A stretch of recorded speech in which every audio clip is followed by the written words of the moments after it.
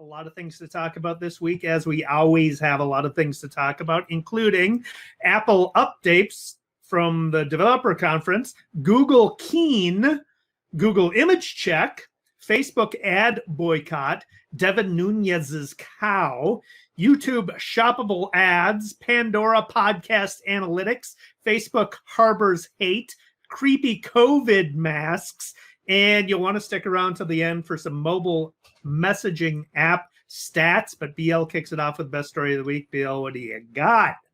Well, I got a haircut for one thing. Yay! That must feel good. Oh my God. I can't begin to tell you. The last one was in February and my hair was shorter than this then. That was fun. But okay, the story of the week is Apple's Worldwide Developers Conference. And this year it was online and it was free. And every year developers wait for this, it's like the biggest event of the year for them. And they had a lot of changes. And I think one of the more notable ones was, it has to do with privacy. This is from a Wired staff update, roundup of everything that was said at the conference. Notably, Apple decided to ditch Intel chips, so new Macs are going to run on Apple-made chips. But they're making it. They're going to require third-party apps to ask for your permission to track you, and advertisers are not happy about that.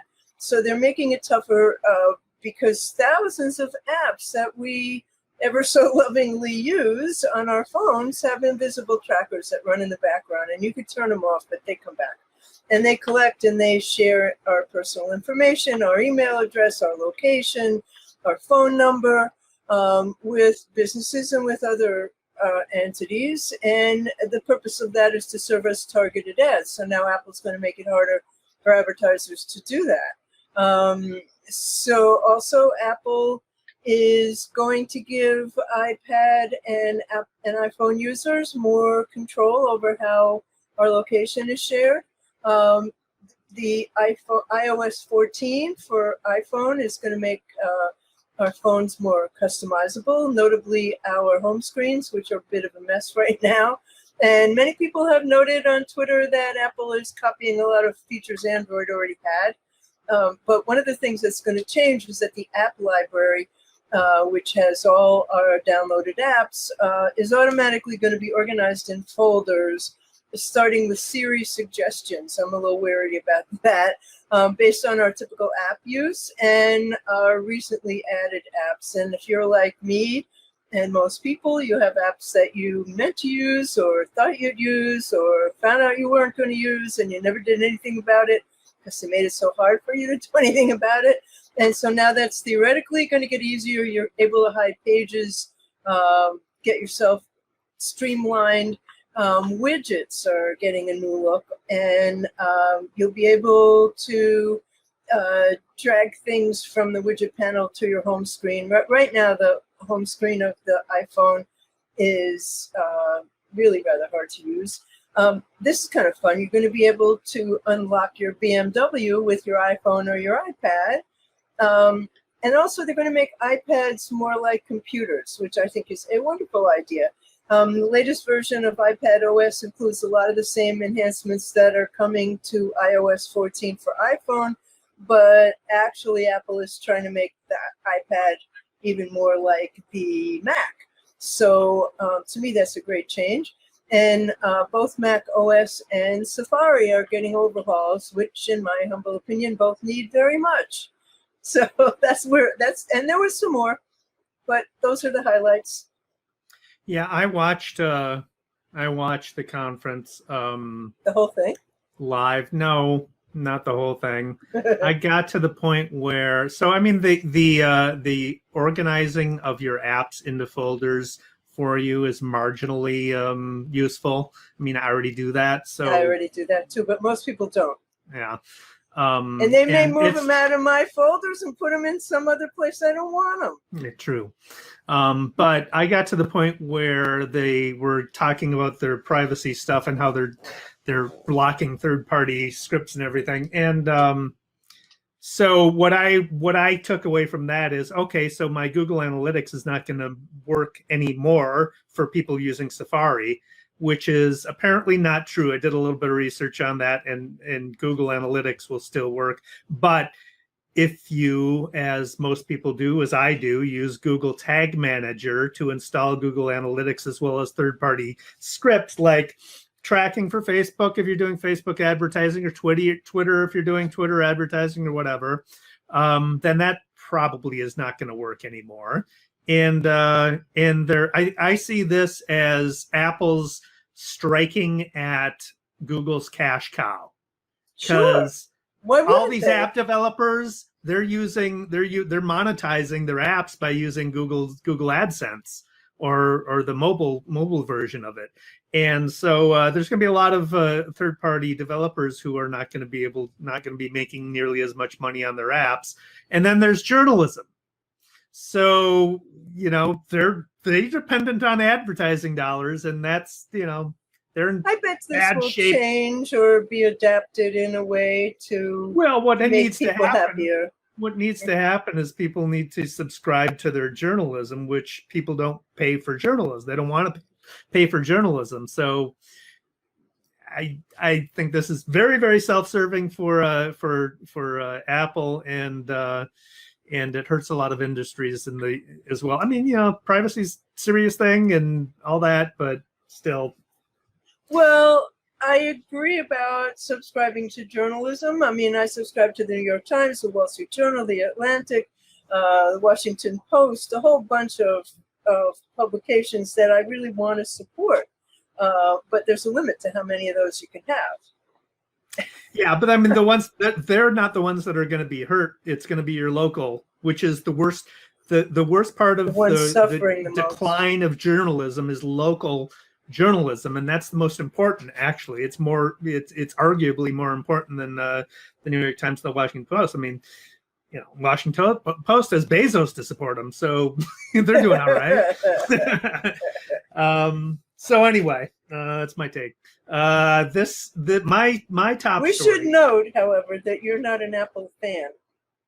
I am an Apple fan. I just think I don't glorify them the way Apple fanboys do. I mean, I do see some of their faults, which Apple fanboys never do. So, but I have Apple products. I have an iPhone. I have a Mac or whatever they're called. I have a computer. I have tablets. So I don't hate on them all the time. This is my top story is Google's new quote unquote social network. I don't think it's really a social network, but it's kind of being portrayed that way, called Keen, Keen.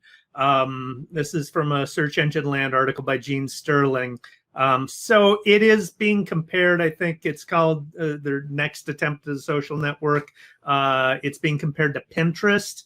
And I get that it's highly visual. It's very well designed. It's very intuitive. It's counter from what you would expect from Google. It's not just engineering. It's actually usable and intuitive and easy to use.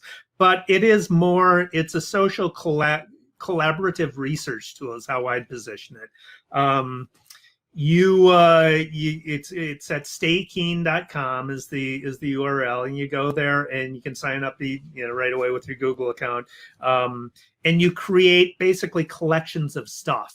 So there's 3 sections. There's for a given keen. A keen is, I think it's like something is really cool, keen, or what. I think that's where they're getting the name. It's kind of weird, but anyway. It's like grandpa's word for cool. Yeah, exactly. There's 3 sections. There's gems, which contain all your saved results. So you open up, you can explore stuff. That's another section. So you can like stuff, and that's saving it. And then there's searches, so you can create saved searches, which will cull stuff from what Google knows about search results, what Google knows about news, and it's all supported by machine learning. So it will actually surface some really good stuff. I tried it out, and I was surprised at the quality of the results right away. And then based on your own behavior, you can create your own collections, which are your keens. And so I created one for audio marketing, and it added a bunch of stuff. You can have it send you a twice a week email with new updates. And you can do this. So I could invite you to my keen, and you can contribute to it. You can make it entirely private or public. I made mine public. I did a full walkthrough, video walkthrough. We'll put it in the show notes for people to see, and you can try it out without actually trying it out. You can just do it vicariously through my experience. But I will try it out. It is, a Google thing, so who knows whether it's going to last or whether they're going to develop into a full-blown product, and whether it'll become really popular and then they'll kill it like Google Reader. So you never know. That's what I'm thinking as you're talking. Like, we'll get into it, we'll love it, and they'll go, poof, it's gone. But I can't wait to try it. It sounds great. We had collections in Hangouts, and at the end, when they were busy destroying Hangouts, they added collections, and it had most of these features. So it looks like they took a piece of it and they made something better from it. Well, it's very simple. It's very intuitive. It's very easy to use. It's nothing like Google Plus or it's highly engineered, all kinds of really cool features that us geeks can get into, but most people don't, bother with. But I again, meant Google Plus, not Hangouts. Yeah. Yeah. But Google does a lot of stuff just to learn. So this might be one of them. Who knows? We'll see. Sounds like a really cool one. Google's been very busy. This week they added fact checks to Google Images, which I think is super important. It's an effort to curb the spread of misinformation on the platform. And they said they're going to start fact checking Google with Google search results. So I think that this is from an Axios story by Sarah Fisher, and I think this is just a wonderful improvement because right now there's no way to know whether anything is true or whether it's altered or whether it's modified or manipulated. So it will be helpful if they do it well. Yeah, I'm curious about how they're implementing that. It looks like they're depending upon publishers to verify their own stuff. I haven't looked at it enough, but I noticed that there's a tool for marking up your own content. So what could go wrong there? Yeah, exactly. So there are some significant brands that have called for a boycott of Facebook advertising. This is from an Ad Age article by Adrian Pasquarelli and Garrett Sloan, who report that Patagonia is the latest big brand to announce that it won't be advertising on Facebook. This is following a call for a boycott from civil rights organizations like the NAACP, the Anti-Defamation League, who took out a full-page ad in the the Los Angeles Times, asking for advertisers to use their power to force Facebook to handle hate speech and disinformation much better than they have, which is kind of not. They called for a ad boycott during the month of July using the hashtag #StopHateForProfit. Patagonia said their boycott will be effective immediately and will run at least through the end of July, pending meaningful action from Facebook, according to Corey Bayers, who is the head of marketing at Patagonia. There's a statement that is included in the article. It says, for too long, this is from Corey Bayer, for too long, Facebook has failed to take sufficient steps to stop the spread of hateful lies and dangerous propaganda on its platform, from secure elections to a global pandemic to racial justice. The stakes are too high to sit back and let the company continue to be complicit in spreading disinformation and fomenting fear and hatred. As companies across the country work hard to ensure that Americans have access to free and fair elections this fall, we can't stand by and contribute resources to companies that contribute to the problem. We stand with hashtag Stop Hate for Profit in saying Facebook's profits will never be worth promoting hate, bigotry, racism, anti-Semitism, and violence. Pretty strong statement by Patagonia. They join the North Face, REI, Upwork, and 360i, an ad agency, who sent a note to clients suggesting they reevaluate the relationship with Facebook in enjoying this boycott. I have been saying it forever. You need huge brands to step up and say, we're not going to advertise with Facebook anymore, for them to force them to make change. But that handful even seems like a drop in the bucket too. Well, in the worst section of the show, I have something more about how awful Facebook is. But in terms of fake stuff, this is really hilarious. A judge ruled that Representative Devin Nunes has no right to sue Twitter over statements made by a fake internet cow, someone parodying his mother, and a Republican strategist. This is from the Fresno Bee article by Kate Irby. Nunes tried to sue Twitter and others. He has 6 active lawsuits, and he alleges people have defamed him, conspired to harm his reputation, or both. And Devin Nunes's cow has 797,000 subscribers, and Twitter's Nunes Alt has 103,000 followers, and that one is the not so proud alt mom of prolific libel tourist and part-time Congressman Devin Nunes. Yes, it's a parody, probably hammered. They meant they were. So he's suing 4 news organizations: CNN, The Washington Post, Hearst, who owns Esquire, and McClatchy, who owns the largest newspaper in his district, the Fresno Bee. He's also suing Fusion GPS, a political opposition research firm responsible for the Steele dossier on President Trump, and he lost his lawsuits. And the cow is hilarious, by the way. Yeah, I'm a follower of Devin Nunes's cow, Yes. but my question is, what reputation? Right, exactly. Exactly. What reputation? That's exactly right. So, But, I mean, apropos that, the Trump administration is trying to overrule and make it impossible for there to be this type of behavior on social media. What is it? 502, 530, the law they're trying to overrule that says that you can't, that social platforms are not responsible for what other people put on them, because how could they be? What is social media? It's what people put on them. So we'll see how that all plays out. But this is a good first sign. there's an argument for I mean, that's why Facebook can, there's an argument for reforming that section of the law, because that's why Facebook can say, no, we're not doing anything. Let hate thrive. So it's not just Trump that's got a problem with that. Well, I would argue that that's not what Facebook is saying. Really, they don't do anything. Well, no, they're saying we're not responsible will. for speech on our platform, so we're going to let anybody say anything, and because according to the law they can. But Zuckerberg keeps saying that they're taking action and they're going after these things, and they don't. Exactly, talk is cheap. They're not actually doing anything about it. So, do you have more good news, Dave? Was that good news? I'm not sure. Yeah.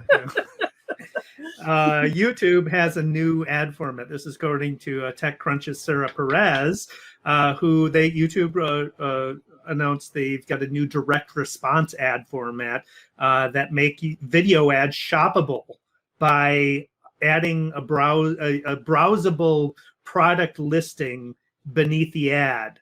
So you play the ad like on mobile. If you're playing the ad is at the top of your screen, and below the ad, you can scroll through basically a product catalog and shop while you're watching the ad. So it looks interesting.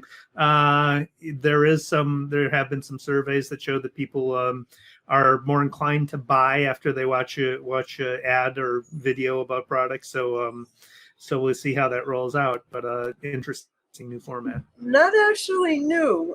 There were shoppable hangouts, and Tiffany had them, and some designers had them, and I think Vogue magazine had one. Toyota had shoppable videos. They didn't catch on for whatever reason. It'll be interesting to see whether they do now. Yeah. The format matters. I've seen the shoppable ads where you click, within the video. Mm-hmm. And that doesn't, I mean, that you're just interrupting the experience. If the video is good, you want to watch the video, right? So you're not going to click on it. So we'll see. We'll see what happens. Yeah. You got any more? Not good news. All right, I got one more. This is Pandora. Pandora has, for podcasters, has a new set of data analytics tools for podcast creators that show, who your listeners are, the types of content that keeps them coming back. The analytics provide an at-a-glance visual overview of streaming metrics like number of streams, unique listeners, total time spent listening, thumbs, so whether people thumbed up or thumbed down your podcast. You can get insight into the geographic distribution of your audience and demographic charts of your audience. So this is free for all registered Pandora for podcast users, and we'll put a link in the show notes for people to sign up if they are so inclined. I have this is a Google Analytics resources post I made, so I'll put a link to it in the show notes. But it's 48 resources for Google Analytics, includes training videos, blogs, experts, Google Analytics experts on Twitter, YouTube channels devoted to Google Analytics tools. So I'll put a link to that. But that is really helpful. So I have politics. Twitter did a good thing. They suspended Trump's meme maker. They permanently suspended pro-Trump meme maker Logan Cook, and he goes by the internet handle Carpe Donktum. They suspended him on Tuesday because of multiple copyright violations. From a Daily Beast article by Will Sommer. Cook built a 270,000 following on Twitter. He earned several Trump tweets and retweets, and even got to visit the White House based on the popularity that his videos gained on the right. He's the guy who took the video of the black and white toddler running to hug each other and turned it into a despicable racist hate video with fake CNN chirons. Is that how you say that word? Chirons. And his other videos feature the faces of Trump and his political enemies into scenes of popular movies. So he got to appear at the White House Social Media Summit, which was a gathering of pro-Trump internet activists. And so Twitter said, per our copyright policy, we respond to valid copyright complaints sent to us by copyright owner or their authorized representatives. And this account was permanently suspended for repeated violations of this policy. They would just take like movie scenes and put Trump's face in them and, put his enemies. I mean, they're crazy things that he did. But the one with the two babies who are hugging each other, trying to turn that into one of them being a racist baby. There's no such thing as a fucking racist baby. Yeah, I deliberately didn't pay attention to that story because I didn't want to see the results, that the guy's handiwork, quote unquote. Well, he's gone. Yeah. Mine is, this has been completely reported, so I'll just be brief, but I first heard about it from Steve Schmidt, who is one of the Republican operatives behind the Lincoln Project and one of the most articulate and eloquent Trump critics on Twitter, where during Trump's rally or before Trump's rally in Oklahoma, in Tulsa, there was a disappointing turnout, to say the least, and Schmidt didn't tweeted disappoint me.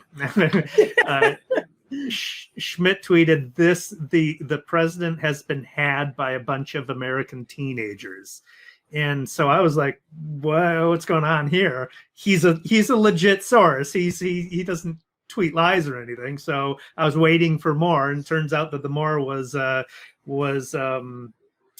K-pop. So K-pop's K stands for Korean.